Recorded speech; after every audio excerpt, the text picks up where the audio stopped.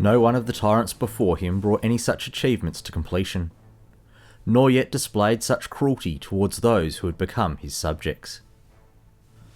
Agathocles was said to be the lowly son of a Sicilian potter, but he would rise to become one of the most ruthless yet effective rulers of the Hellenistic age, in a life defined by his ambition for total power. Living during the turbulent era of Philip II, Alexander the Great and the Diadochi, Agathocles also contended with the divided Italian peninsula, an expansionist Carthage, and bitter rivalries among his compatriots. Welcome to the Life of Agathocles, a 5-part series that will trace the life of the tyrant as he operated on the fringes of the Greek, Roman and Carthaginian worlds during the early Hellenistic era. Agathocles was born in around 361-360 BCE and lived an eventful life through to 289. This made the events of his adult life run parallel to the lives of Philip II, Alexander and the Diadochi. Born in Thermae in Sicily, a city under Carthaginian control, to Polyaenus, an exiled potter from Rhegium, and a local Sicilian woman. Ancient writers emphasise his humble origins, likely to highlight just how far he would rise. These traditions are reinforced by dramatic, if almost certainly fictitious stories about his infancy, including an oracle foretelling that he would bring disaster to Sicily, leading his father to expose him at birth, exposure being the ancient Greek practice of leaving undesired infants to die, before he was secretly rescued and raised by relatives, before eventually rejoining his original family. Such accounts reflect a tendency of ancient writers to surround powerful rulers with legendary beginnings. Think of Romulus and Remus being raised by wolves as an example. His father's position as a humble potter is likely also to some extent fabricated. Most modern scholarship suggests that this image of extreme poverty is exaggerated. The fact that his family later secured citizenship at Syracuse, and that Agathocles could rise within the military, implies a more stable and possibly prosperous background than hostile sources admit. It is now assumed that his father ran a profitable pottery workshop or factory, rather than being a humble potter himself. In Syracuse, the reforms of Timoleon worked to restore democracy following the tyranny of Dionysius the Younger. In around 340, Agathocles and his family moved to the city and were granted citizenship. In this environment, Agathocles began his early career, not following his father into the pottery, but rather by entering Syracusan military service, where he displayed both ambition and ability, quickly gaining recognition and connections that facilitated his advancement. His involvement in the army coincided with the increasing tensions between the democratic and oligarchic factions in Syracuse, particularly the dominance of the oligarchic 600, a context that shaped his political outlook and opportunities.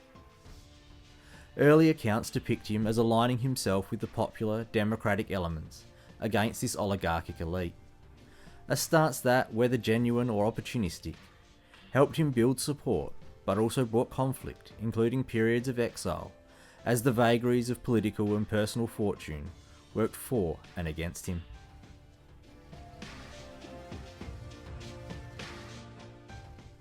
Agathocles' rise truly began once he entered military service. He had arrived in Syracuse while he was under the leadership of Timoleon, sometime shortly before the death of the leader in 337. He enrolled as a normal citizen, and as yet had little to distinguish himself. This was quickly rectified with his action on the battlefield. Before any fighting had even taken place, he was noted for his strength and the sheer weight of armour with which this allowed him to operate. Diodorus wrote, "Even before his military service, Agathocles had been much respected on account of the great size of his armour, for in military reviews he was in the habit of wearing equipment so heavy that no one of the others was able to use it handily because of the weight of the armour."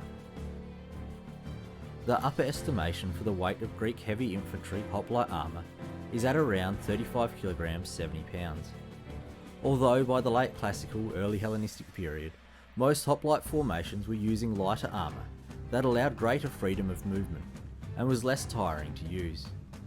However, this came at the cost of less protection when in the midst of the clash. It appears that Agathokles' ability to wield greater armour also assisted him in accomplishing greater deeds, Diodorus going on to write, "But when he became a chiliarch, he gained even more fame, since he was venturesome and daring in battle, and bold and ready in haranguing the people." Justin, agreeing with the overall sentiment, writes, "At last, enlisting in the army as a common soldier, he showed himself ready for every kind of audacity, his life being then no less distinguished by restlessness than had previously been by infamy. He was noted for activity in the field and for eloquence in making harangues. He initially made a name for himself as a powerful fighting man in the fight against the Campanians at Atenea to the north of Syracuse in Sicily in 339. His bravery seems to have caught the eye of a wealthy Syracusan, Damis, who became his patron. With Timoleon's death in 337, the democratic system of government broke down, and an oligarchic faction called the 600 rose to prominence in the city.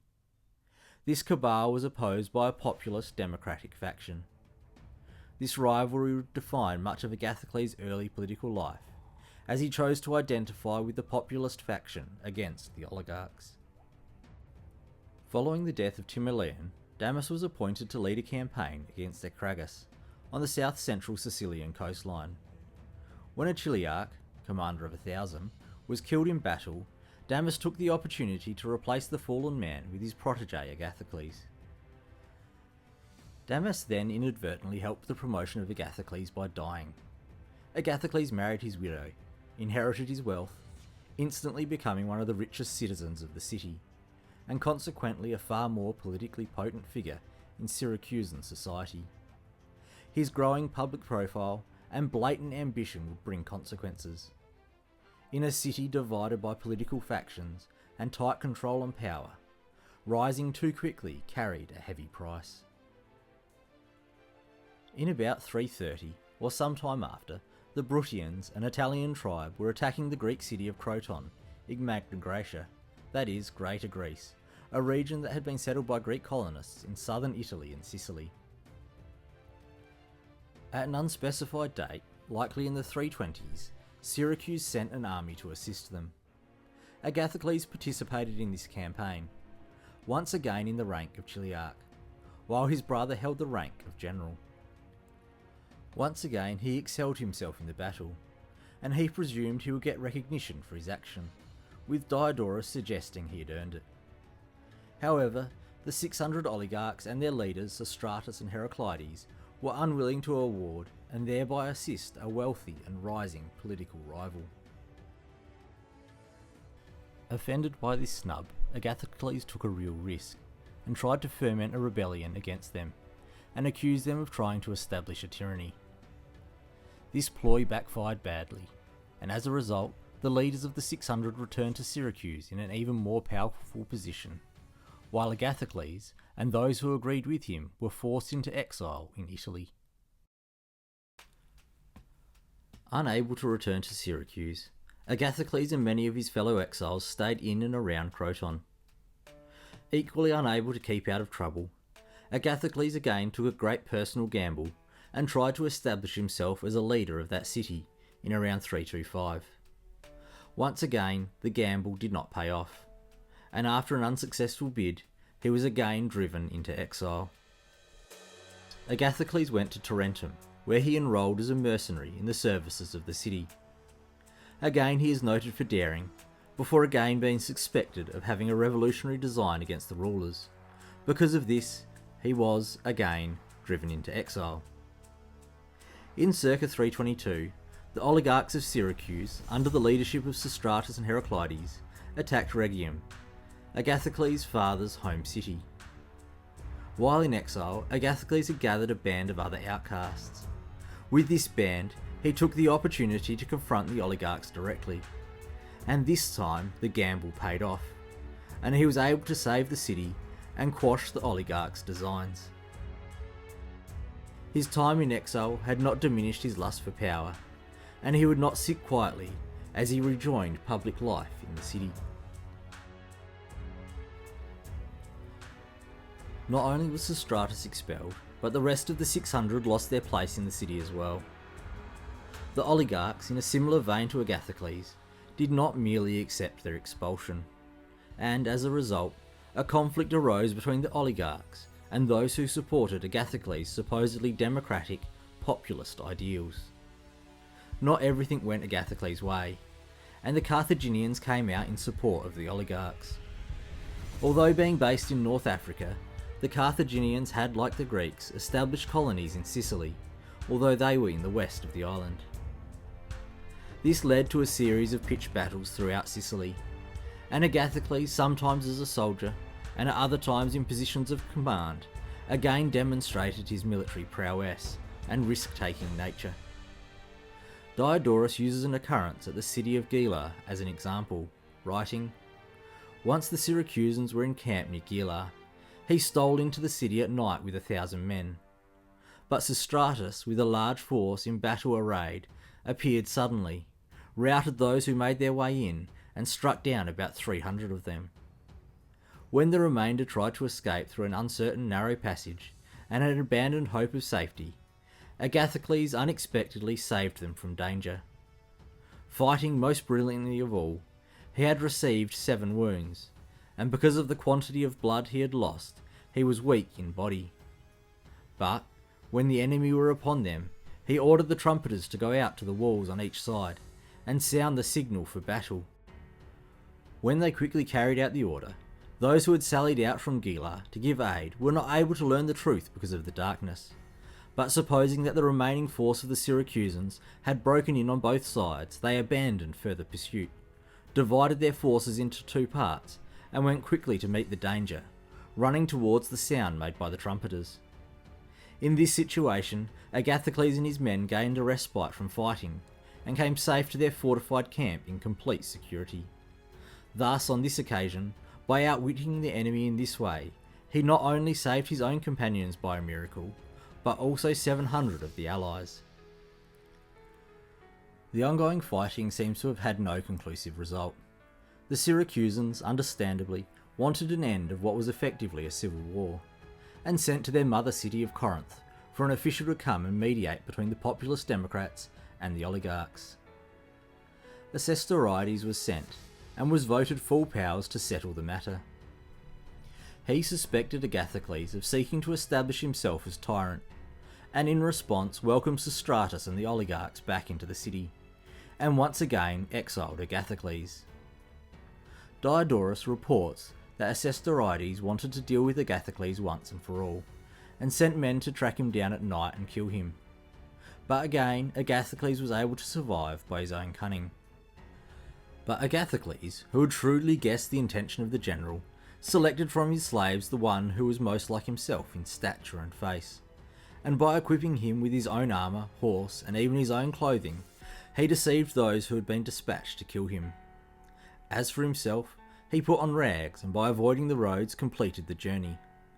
They, supposing from the armour and the other indications that it was Agathokles, and not observing more closely because of the darkness, accomplished a murder indeed, but failed to carry out the task that had been assigned to them. With the oligarchs returned to the city, and a peace reached between Syracuse and Carthage, Agathokles once again established himself as a roving mercenary leader. This army became powerful, likely because so many had been exiled from Syracuse, and Agathokles was their best chance of returning. Such was the strength of the force that it became a threat to Syracuse and Carthage alike. During this exile, Agathokles took refuge with the Mergantines. Already opposed to Syracuse, and aware of his obvious skill in battle, they quickly raised him to positions of authority, first as a local leader, and then as their general-in-chief. In this role, he again proved highly capable. He captured the city of Leontinoi, and soon advanced against Syracuse itself, and laid siege to it. In response to the threat, the Syracusans called for help from the Carthaginian general Hamilcar, who sent a force to defend the city. Outnumbered, Agathokles again demonstrated his adaptability and effectiveness in leadership. When he realised that he wasn't making much ground in taking the city, he willingly changed tactic. The defenders were stronger and better organised, and the presence of Carthaginian forces made a direct victory unlikely. Instead of continuing to mindlessly attack, he initiated negotiations with Hamilcar through envoys, asking him to mediate a settlement between himself and the Syracusans. In return, he promised Hamilcar personal advantages and future support for Hamilcar's own political issues back in Carthage. Hamilcar accepted this proposal. His decision was motivated partly by ambition, in that he hoped to strengthen his own position back in Carthage, while also concerned about being on the wrong side of Agathocles' growing power. Without the support of the Carthaginians, there was little the Syracusan oligarchs could do to prevent Agathocles from returning to the city.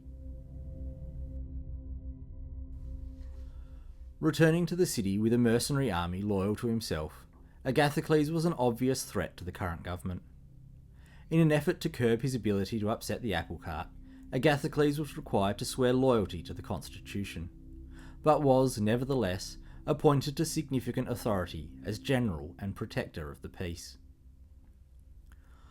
Although he had promised to do nothing against the democratic order, he, unsurprisingly, continued to seek opportunities to secure even more political power for himself. When reports came that people opposed to his new power were gathering force in Herbeta, he sought and was granted full military command, gaining the legal right to recruit extra troops and add to the mercenary force personally loyal to himself. Rather than use this army against external enemies as intended, he redirected it against the oligarchic faction within Syracuse, using his official position as cover to orchestrate a decisive seizure of power. What followed was both brutal and effective. Agathocles had experienced great reversals of fortune in his quest for power, and now he was intent on securing it on a more permanent basis. He lured members of the 600 to a meeting in the assembly hall, claiming to have some matter of mutual interest to discuss. About 40 of the 600 responded to the invitation. However, once they arrived, he instead claimed that his life was in danger because of a plot being devised by the 600. He then succeeded in stirring up the crowd into action against them. This crowd demanded that a death sentence be carried out against the oligarchs immediately. Agathocles had a trumpet signal to 3,000 loyalist troops to massacre the 600 and their supporters. Over 2 days, the city descended into chaos. Agathocles' supporters plundered the aristocratic class, regardless of their guilt. Around 4,000 were killed, and 6,000 driven into exile. Diodorus provides a blood-soaked account of the events that there is no real benefit from examining in detail. Having violently wiped out his opposition, he now, once again, gambled to take the power more securely, and legitimise his actions to that point. The day following the massacre, he once again called what was left of the assembly together, claiming he had cleansed the state from those who were trying to oppress it, and was now restoring it to its complete freedom, and that as such he would be stepping down to become an ordinary citizen once again. Diodorus recognised the ploy Agathocles was utilising. Quote, "In doing this, he was merely playing the part of a democrat, with full knowledge that the majority of the members of the assembly had had a share in his unholy acts, and for this reason would not be willing to vote the generalship to anyone else. At any rate, those who had plundered the property of the victims instantly cried out, begging him not to leave them, but to accept the general administration of the state. In this way, he was taking advantage of the guilt of those who had benefited from the massacre, as they needed him to remain in power if they were to keep what they had plundered. Agathocles now pressed home his advantage. He claimed that he would only be willing to take up the leadership of the city if he were to do so without colleague, as he did not want to be held accountable for another man's faults. The assembly agreed to his demands, and the man born to a potter had now arisen to an unrivalled position in the state. Agathokles had gambled everything multiple times in his rise to power. He had been an exile and an outsider for much of his adult life. But now in his early 40s, he had complete control of one of the most important cities of the Western Mediterranean. He had been relentless in his quest for power. Even if he had been raised in a family in control of a pottery workshop, rather than a simple potter as depicted in the sources, his rise was nonetheless meteoric. And his bloodthirsty seizure of power was only the beginning. There were rivals within Sicily that he would need to compete with, and further afield Carthage loomed as the power in the Western Mediterranean. He had risked everything to take control, and now he faced the challenge of holding what he had taken. In the years to come, his rule would be tested, yet he would cement his place as one of the most ruthless and daring figures of the Hellenistic world. But that's all in the future, and we'll explore more of it next time. Key sources are, as always, listed in the description below. Thanks, and I'll see you next time.